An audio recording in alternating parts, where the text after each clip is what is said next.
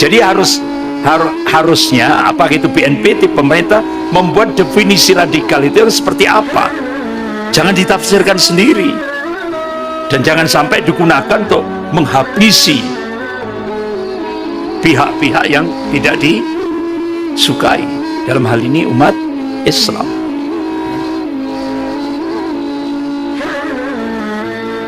Bahkan ini dampak daripada radikalisme sekuler, kehidupan sekuler. Sampai ketika Menteri Agama kita membandingkan adzan dengan gonggongan anjing itu, ya kan? Itu sampai berapa gugatan hukum tidak digubris. Bahkan banyak ulama dan habaib agar Menteri Agama minta maaf, tapi tidak mau.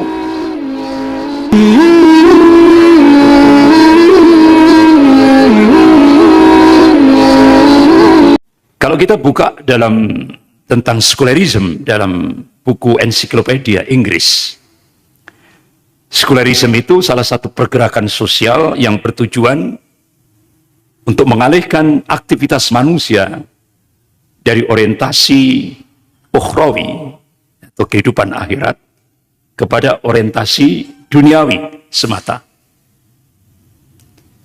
Jadi sekularisme itu ideologi kufur. Kalau kita timbang menurut din agama kita. Karena tujuannya menjauhkan peranan agama dalam kehidupan dunia. Jadi sekularisme itu merupakan ideologi yang ingin mewujudkan dominasi dunia pada semua sisi kehidupan. Baik itu politik, ekonomi, sosial, moral, konstitusi, dan lain. Jauh dari perintah-perintah agama serta larangan-larangannya.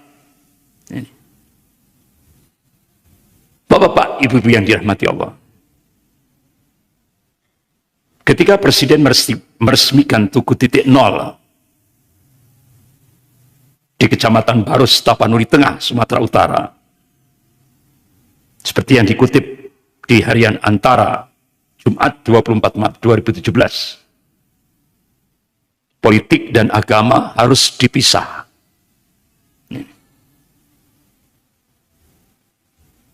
Bahkan ketika beliau pidato di depan pimpinan perguruan tinggi se-Indonesia di Bali hari Selasa 26 September 2017,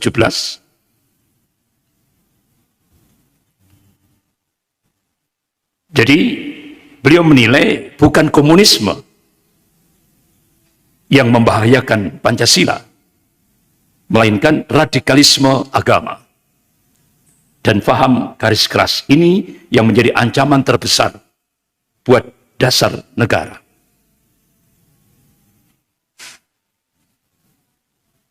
Jadi ketika Seminar Nasional Perguruan Tinggi Negeri di Bali tanggal 25 September 2017 mengagendakan gerakan nasional mahasiswa anti radikalisme dan intoleransi. Tujuannya apa? Yang pertama, memposisikan gerakan Islam sebagai gerakan radikal dan intoleransi serta anti Pancasila dan anti NKRI. Yang kedua, melemahkan spirit aksi bela Islam karena dianggap sebagai ancaman bagi rezim dan konglomerat yang menindas rakyat atau yang sering disebut dengan oligarki. Kemudian yang ketiga, memantapkan spilis, sekularisme, pluralisme, dan liberalisme agama. Dan memuluskan ekonomi neoliberal, yaitu ke arah kapitalisme, the sistem riba. Jadi yang dimaksud dengan radikalisme intoleransi itu adalah Islam. Jadi pemerintahan sekuler secara umum dapat didefinisikan sebagai pemisahan agama dan kehidupan publik. Dalam konteks pemerintahan, Sekularisme bermakna tidak diterimanya argumentasi agama sebagai landasan hidup bernegara atau fasludin 'anid daulah, dan ditolaknya aturan agama sebagai landasan aturan hukum positif. Bapak-bapak, ibu-ibu yang dirahmati Allah, padahal dalam perspektif Islam, sebagaimana yang ditulis oleh dua ulama besar, yaitu Syekhul Islam Ibnu Taimiyah rahimahullah dalam kitabnya As-Siyasah Asy-Syar'iyyah, bahkan kitab itu disarah oleh Syekh Muhammad Al-Utsaimin rahimahullah. Beliau adalah Imam Masjidil Haram, kibar ulama Saudiyah. Bahkan syarahnya itu yang ditulis oleh Syekh Muhammad Al-Utsaimin rahimahullah sudah diterjemahkan dalam bahasa Indonesia, diberi judul Politik Islam. Itu banyak di toko-toko buku Islam. Kemudian Al-Imam Mawardi rahimahullah dalam kitabnya Al-Ahkamus Sultaniyah, bagaimana aturan-aturan syariat dalam menyelenggarakan sebuah negara.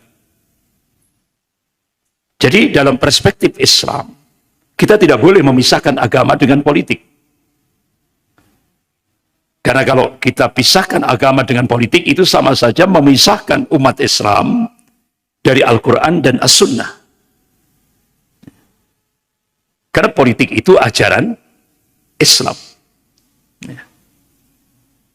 Bahkan kalau kita lihat Rasulullah SAW di atas mimbar, beliau seringkali memberikan pesan-pesan politik. Jadi benar-benar Islam tidak bisa dilepas, karena politik itu bagian dari ajaran Islam.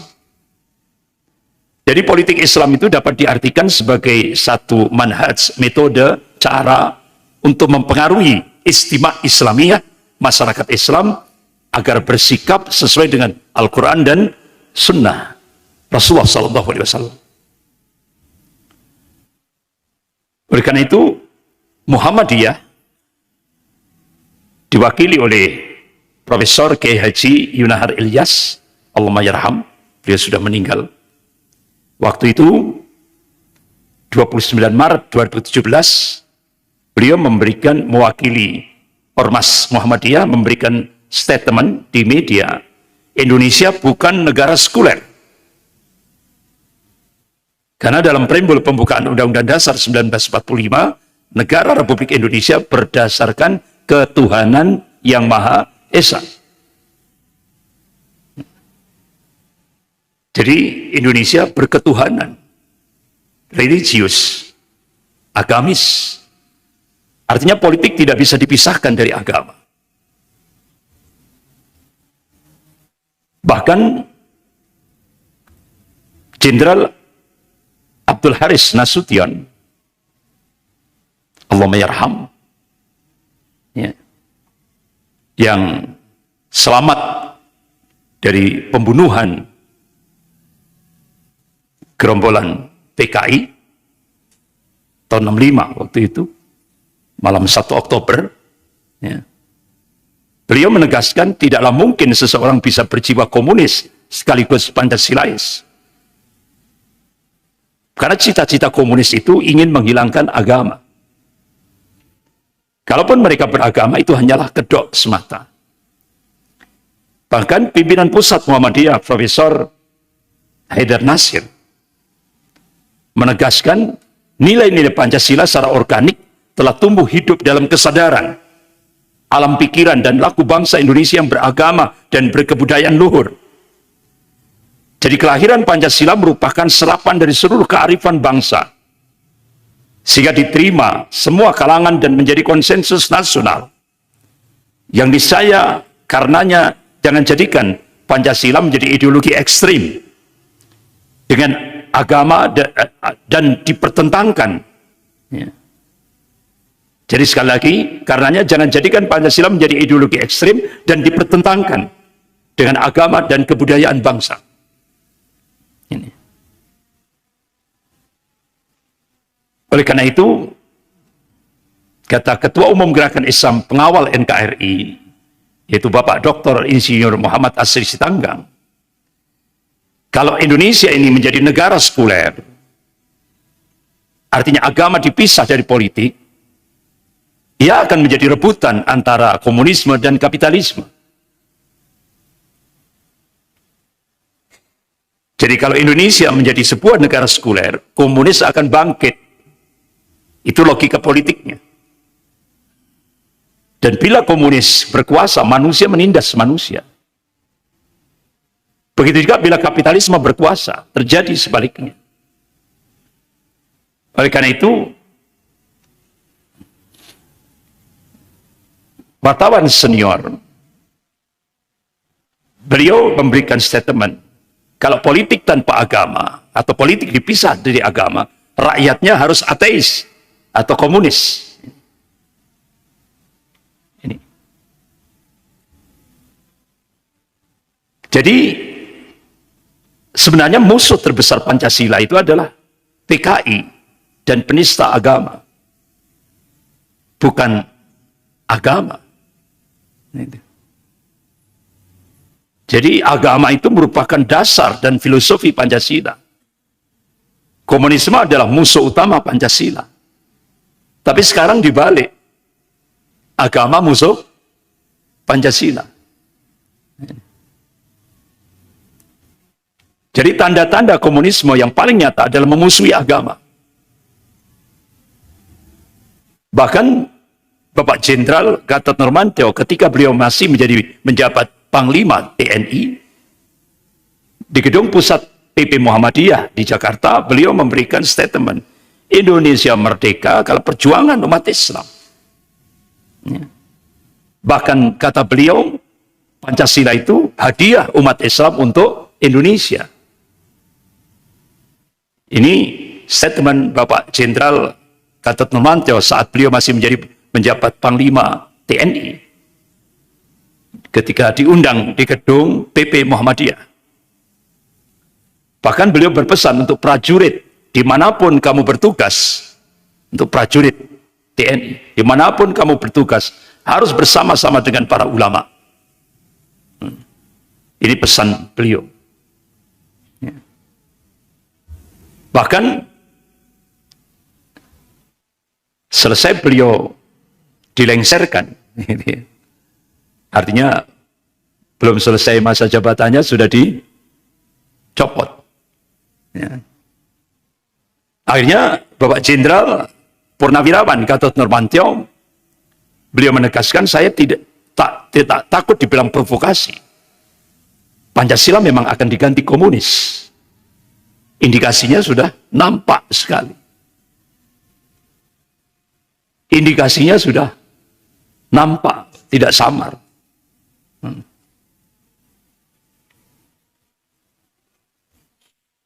Itu diantaranya kata beliau tentang tuntutan pencabutan TAP MPRS nomor 25 tahun 66, penghapusan sejarah pengkhianatan PKI dalam kurikulum pendidikan, penghentian pemutaran film G30S PKI di TVRI, penghapusan Litsus bagi calon-calon pejabat, putra-putri PKI masuk parpol dan istana negara, instansi-instansi negara, pembuatan buku dan film pembelaan terhadap PKI, dimunculkan rancangan undang-undang KKR yaitu Komisi Kebenaran dan Rekonsiliasi, pembelaan Komnas HAM dan LSM liberal untuk PKI, bantuan Cina kepada Indonesia berikut kompensasinya, kerjasama parpol dengan Partai Komunis Cina.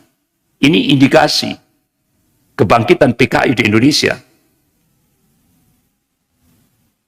Oleh karena itu, Panglima TNI waktu itu Bapak Jenderal Gatot Nurmantio memberikan statement terakhir sebelum dicopot. Benteng terakhir NKRI itu adalah umat Islam Indonesia. Itu kata terakhir beliau. Benteng terakhir NKRI itu adalah umat Islam Indonesia. Bapak-bapak, ibu-ibu yang dirahmati Allah. Kembali ke tentang bahayanya virus radikalisme sekuler.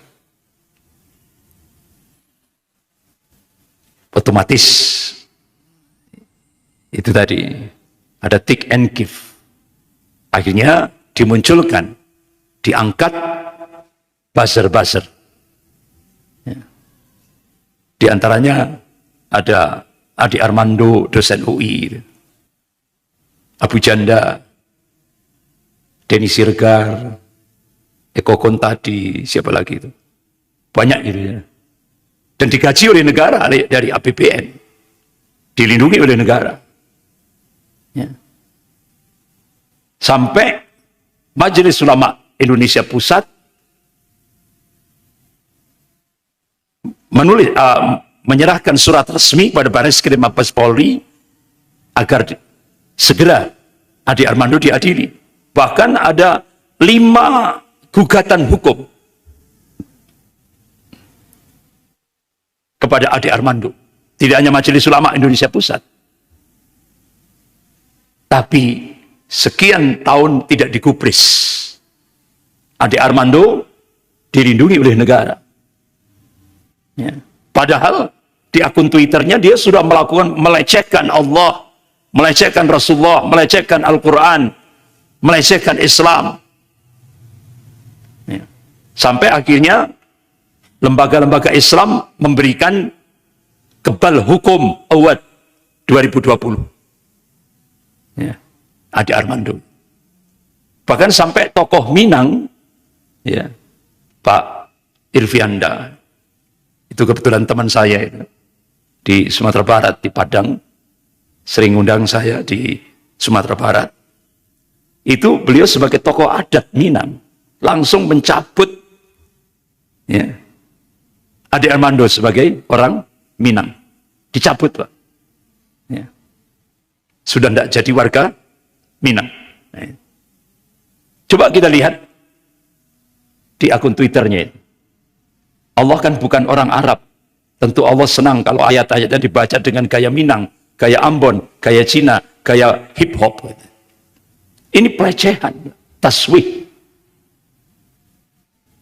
Surga Allah itu sangat luas, yang akan diisi orang-orang baik, yang beragama Buddha, Hindu, Islam, Kristen, Katolik, Konghucu, kepercayaan, dan sebagainya. Ini di akun Twitter Adi Armando. Karena saya percaya orientasi seksual diciptakan Allah, saya percaya Allah tidak mengutuk kaum gay dan lesbi. Ya. Al-Quran adalah pedoman bagi umat Islam untuk menjalani hidup. Al-Quran tentu bukan kitab hukum, katanya. Dia tulis lagi, Kongres Umat Islam sengaja tidak mengundang wakil Syiah dengan alasan Syiah sesat. Beginilah kalau kaum dodol merasa berkuasa. Kemudian dia tulis lagi, umat Islam itu 2 miliar. Kalau berhaji itu wajib. Bagaimana mungkin Mekah menampung 2 miliar orang? Jadi masihkah berhaji itu wajib? Oleh karena itu, Adi Armando minta kepada pemerintah sebaiknya stop haji dan umrah. Karena itu pemborosan saja, kata. Nah, itu. Akhirnya di stop apa? Di stop enggak, Pak? Di stop. Dilaksanakan perintahnya Adi Armando. Bahkan dia tulis lagi, Al-Quran dan As-Sunnah adalah piang masalah dan pakal bencana, kata dia. Dia berikan statement lagi. Apa yang terakhir? Sholat 5 waktu itu tidak ada dalilnya. Katanya. Astagfirullah. Nemen sudah Pak Adi Armando ini. Ini kalau di Brunei Darussalam itu dihukum mati itu. Ya. Kalau di Malaysia 10 tahun penjara. Di Indonesia aman, dilindungi oleh negara. Ya. Dan digaji oleh negara dari APBN. Ini Adi Armando. Bahkan Profesor Yudian Wahyudi, Ketua Dewan Pembinaan Ideologi Pancasila, dia katakan agama musuh terbesar Pancasila. Padahal Pancasila itu sila pertama ketuhanan yang Maha Esa. Tapi karena Indonesia berkiblat pada Cina, sekarang agama jadi musuh terbesar Pancasila. Logikanya agama menjadi musuh negara. Nah, ini. Jadi ini kan sama dengan perkataan Karl Marx, Stalin, Mao Zedong, tokoh-tokoh komunis. Bahkan Fadlizon waktu itu masih jadi wakil ketua DPR, bubarkan saja itu Badan Pembinaan Ideologi Pancasila. Bahkan kalangan netizen, hanya komunis yang menganggap agama adalah musuh. Bahkan tokoh Katolik gitu, yaitu Frans Magnus Suseno, Romo Frans Magnus Suseno. Beliau ini adalah orang Italia tapi sekarang sudah jadi warga negara Indonesia. Jadi tokoh Katolik di Indonesia. Jadi beliau minta kepala BPIP, Badan Pembinaan Ideologi Pancasila, Profesor Yudian Wahyudi, mundur saja dari jabatannya. Ini tokoh Katolik, Pak. Dia mencoba mengkritisi pernyataan bahwa musuh Pancasila itu agama. Ini gawat sudah. Bukan kesukuan tapi agama kan. Ini gawat, kata beliau. Ini tokoh Katolik saja protes. Kan tidak ada bedanya dengan Ketua Komisi Sentral PKI, DNAID. Agama adalah candu, revolusi mental tidak akan pernah berhasil bila rakyat tidak dijauhkan dari agama. Ini kan sama. Sampai akhirnya Sekjen Majelis Ulama Indonesia Pusat, yaitu Kiai Haji Tengku Zulkarnain, Allahumma yarham, dia sudah meninggal. Jadi jika Profesor Yudian Wahyudi, Ketua Badan Pembinaan Ideologi Pancasila, mengatakan musuh terbesar Pancasila adalah agama, apakah dia menganggap bahwa kawan terbaik Pancasila adalah PKI, ateis, atau anti agama? Kalau dia berani bicara begitu, monggo silakan. Terus terang saja gitu. Jadi agama musuh Pancasila berarti kan logikanya PKI, ya kan? Kawan terbaik, ya kan? Itu komunis kawan terbaik Pancasila. Kalau dia berani ngomong gitu, itu gentle, Pak. Baru gentleman, kata Kiai Haji Tengku Zulkarnain. Tapi dia tidak berani ngomong seperti itu. Ya. Arahnya kan ke sana. Sampai akhirnya Bapak-bapak, Ibu yang dirahmati Allah,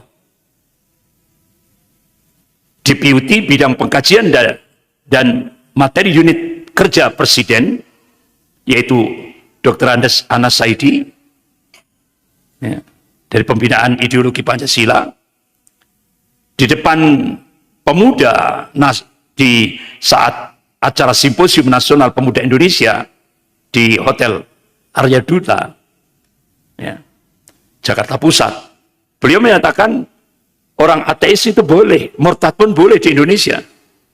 Jadi sekarang ateis boleh, murtad pun boleh di Indonesia. Ini.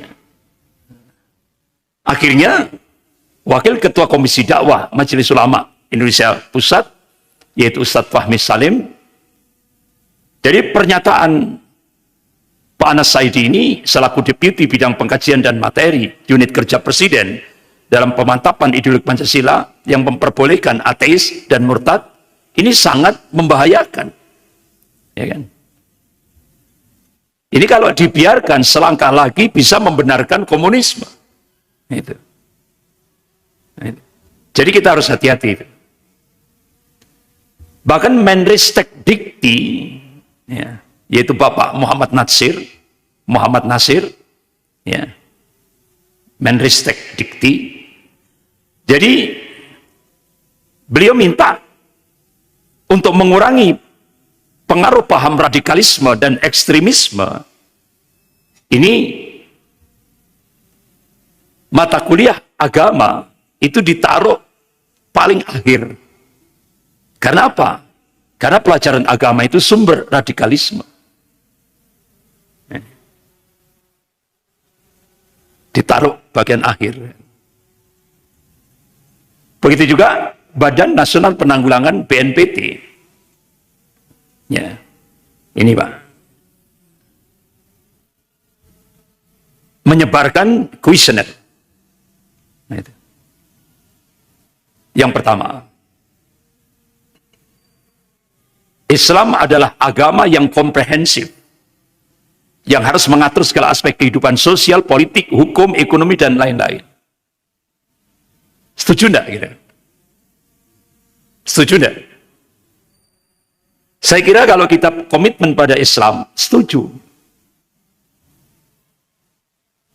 Karena memang Islam komprehensif, menyeluruh, samit, kafah. Yang kedua, ideologi masyarakat barat yang sekuler dan materialistik harus ditolak. Setuju enggak? Setuju. Yang ketiga, mengajak umat Islam untuk kembali kepada Islam sebagai usaha untuk melakukan perubahan sosial. Setuju? Setuju. Kita pasti setuju. Yang keempat, upaya-upaya islamisasi pada istimewa Islamiyah, masyarakat Islam, melalui pengorganisasian ataupun pembentukan sebuah jamaah yang kuat. Setuju? Setuju. Nah, kalau kita setuju 4 ini, menurut BNPT itu masuk ciri Islam radikal.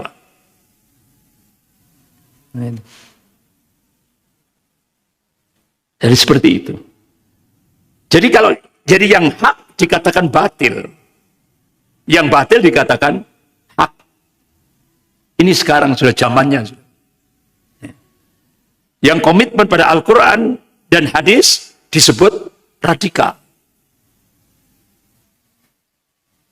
Yang paling benar di Indonesia yaitu model Islam Nusantara. Nah, jadi seperti itu. Bahkan ada 3 hal yang dalam fikih Islam Nusantara itu yang 3 hal yang sangat krusial. Yaitu boleh memilih pemimpin kafir dan mentaati pemimpin kafir. Yang kedua, menerima pluralisme agama, satu keyakinan yang menganggap semua agama sama. Yang ketiga, menerima membangkitkan kembali kearifan budaya lokal atau budaya syirik. Nah, itu. Jadi kalau 3 itu istilahnya dilakukan, itu Islam yang the best, Islam yang terbaik. Itulah ciri Islam Nusantara. Ya. Kalau kita menolak pemimpin kafir, ya, kita menolak pluralisme agama, kita menolak budaya syirik, itu masuk kategori Islam radikal. Konotasinya jelek, negatif. Gitu. Jadi sekarang kalau kita komitmen pada Al-Quran dan hadis, jadi ghurbah, jadi asing. Ya, jadi asing. Ya. Jadi seperti itu. Bahkan sampai ketika penerimaan pegawai KPK, itu pertanyaannya itu diungkap di publik. Kalau menerima homo, boleh masuk KPK, boleh masuk jadi pegawai KPK. Kalau menolak homo, langsung itu Pak, tesnya gagal dan tidak akan bisa masuk jadi pegawai KPK. Jadi seperti itu. Ya kan? Miris kita. Ini persis ungkapan Joyoboyo, zaman edan. Nek ora edan, ora keduman. Ini zaman gila. Kalau tidak gila, tidak dapat. Gitu. Ini. Tapi sebenarnya menurut konsep Islam bukan zamannya yang gila, tapi manusianya yang gila. Ya sekarang ini sudah. Ya. Jadi BNPT berusaha menciptakan teror ke masyarakat Islam dengan membuat stigma buruk terhadap istilah-istilah syar'i di dalam Islam. Jadi ada upaya sistematis untuk menutup kata kunci dalam Islam. Seperti al-wala wal-bara, jamaah, bai'ah, at-taghut, fa'i, ta'lim, rohis. Ya. Itu kan di SMP, SMA itu kan ada istilah rohis, kerohanian itu Pak. Pengurus kerohanian di anak-anak SMP, SMA itu. Itu bahaya itu menurut BNPT. Itu radikal. Ya. Daulah, khilafah, dan ikon-ikon lain. Jadi semua itu mau dihilangkan. Targetnya adalah agar ikon-ikon itu ditakuti sendiri oleh umat Islam. Jadi umat Islam itu digiring untuk takut pada agamanya sendiri. Itulah yang disebut dengan gerakan Islamophobia. Makanya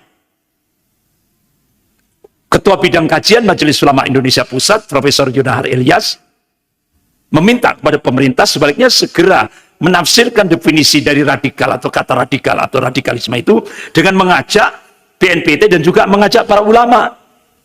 Itu. Supaya tidak terjadi lagi kesalahan dalam menjustifikasi apakah pihak tertentu menganut paham radikal atau tidak. Jadi harusnya apa itu BNPT, pemerintah membuat definisi radikal itu seperti apa. Jangan ditafsirkan sendiri. Dan jangan sampai digunakan untuk menghabisi pihak-pihak yang tidak disukai. Dalam hal ini umat Islam. Bahkan ini dampak daripada radikalisme sekuler, kehidupan sekuler. Sampai ketika Menteri Agama kita membandingkan adzan dengan gonggongan anjing itu, ya kan? Itu sampai berapa gugatan hukum tidak digubris. Bahkan banyak ulama dan habaib agar Menteri Agama minta maaf, tapi tidak mau. Ya. Tidak mau beliau. Bahkan beliau malah ngancam, terutama di belakang beliau, ngancam akan siapa yang menolak apa yang statement Menteri Agama akan dieksekusi langsung. Ya.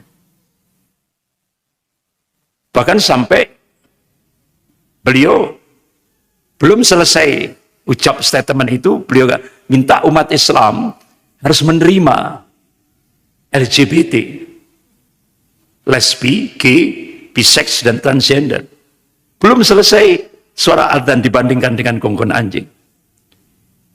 Bahkan muncul lagi, beliau menuduh semua agama itu sumber sewenang-wenang manusia. Agama itu sumber kesewenang-wenangan. Jadi ya inilah implikasi dari kehidupan sekuler. Sehingga akhirnya yang kita rasakan sekarang di Indonesia, gelombang Islamophobia ini melanda Indonesia. Ada istilah darurat penistaan agama di Indonesia ini. Sudah dalam kondisi darurat, sudah Pak.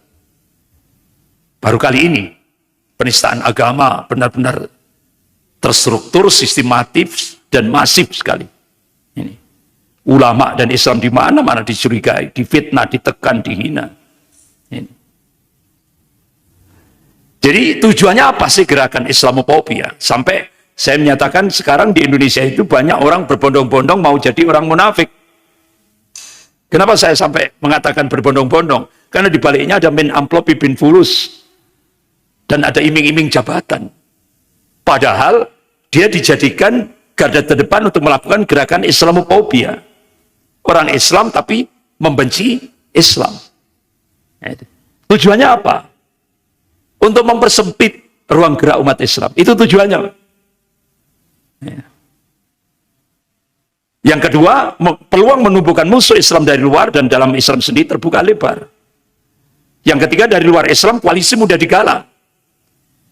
Yang keempat, di tubuh umat Islam sendiri ditanam orang-orang yang akan menelikung dari dalam. Itulah yang disebut dengan operasi intelligent deception. Ini tantangan bagi umat Islam di Indonesia. Bapak-bapak, ibu-ibu yang dirahmati Allah. Inilah bahayanya virus radikalisme sekuler. Ya.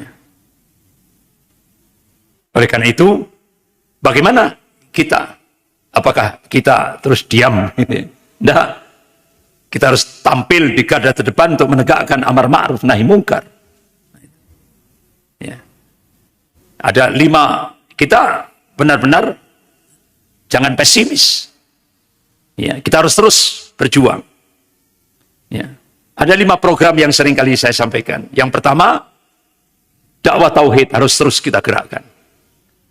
Yang kedua, jadikan Pesantren menjadi sarana strategis, lembaga pendidikan Islam menjadi sarana strategis untuk membangkitkan kebangkitan Islam di Indonesia. Yang ketiga, ayo ajak umat Islam untuk melek politik, jangan sampai buta politik. Jangan sampai buta politik. Ya. Yang keempat, bangun ekonomi umat dari masjid dengan kekuatan jamaah. Yang kelima, bangun laskar Islam. Untuk apa? Antisipasi dari gerakan adu domba ya, yang ingin melemahkan umat Islam di Indonesia ini. Ya. Itu saya kira yang bisa kita perbuat untuk ya, menghadapi kondisi seperti ini. Saya kira itu, karena waktunya sudah habis, lebih kurangnya saya mohon maaf. Astaghfirullahaladzim. Subhanakallahumma wa bihamdik.